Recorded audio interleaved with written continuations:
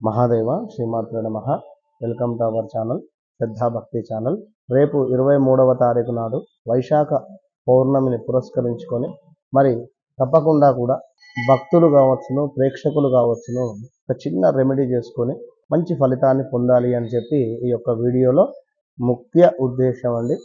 22వ తారీఖు బుధవారం రోజు చక్కగా కూడా సాయంకాలం 6:30, 7 నుండి మొదలైనటువంటి యొక్క పౌర్ణమి తిరిగి మనకు 23వ తారీఖు సాయంకాలం 7:22 వరకు ఉన్నది. కనుక మీరు ఈ యొక్క పౌర్ణమి రోజు ఖచ్చితంగా కూడా ఎక్కడైతే రావి చెట్టు ఉంటుందో రావి చెట్టు వద్ద మీరు ఉదయం 10, 10:30 ప్రాంతంలో దీపారాధన చేసి ఆ యొక్క దీపారాధన వద్ద కూర్చొని చక్కగా కూడా మీ కష్టం కావచ్చును, అదేవిధంగా మీ బాధ ఏదైతే ఉందో అది తప్పకుండా కూడా ఆ యొక్క రావి చెట్టు వద్ద 10, 10:30 ప్రాంతంలో ఎక్కడైనా ఉండనివ్వండి, ఎప్పుడైనా కానివ్వండి, ప్రతి పౌర్ణమికి రావి చెట్టు వద్దకు 10:30 నుండి 11 ప్రాంతంలో తప్పకుండా అమ్మవారు వచ్చి కూర్చుంటుంది. ఇది మనకు రహస్య పరిహార శాస్త్రంలో చెప్పబడింది. కనుక మీరు ఆ 10, 10:30 ప్రాంతంలో చక్కగా కూడా ఒక రాగి చెంబులో నీరు, దాంతో పాటుగా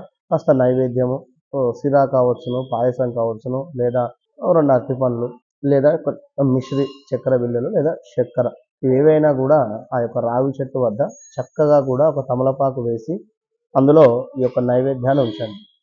అదేవిధంగా ఒక మట్టి ప్రమిదలో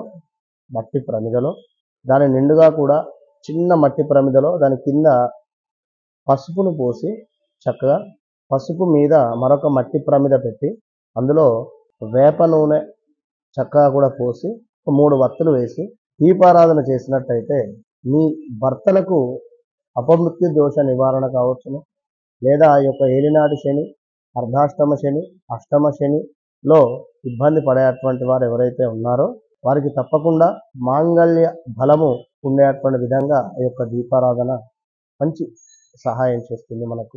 అదేవిధంగా చక్కగా ఆ యొక్క రాగి చెంబులో నీటిని తీసుకువెళ్ళి చెట్టు మొదట్లో పోసి ఒక 4 అగరబత్తులు ముట్టించేసి కాస్త పసుపు కుంకుమ వేసి ఆ యొక్క చెట్టు మొదట్లో ఆ యొక్క దీపారాధన ముందు చక్కగా కూడా కూర్చొని కుదిరితే విష్ణు సహస్రనామాలు లేదా ఓం నమో భగవతే వాసుదేవాయ అనేటువంటి మంత్రం.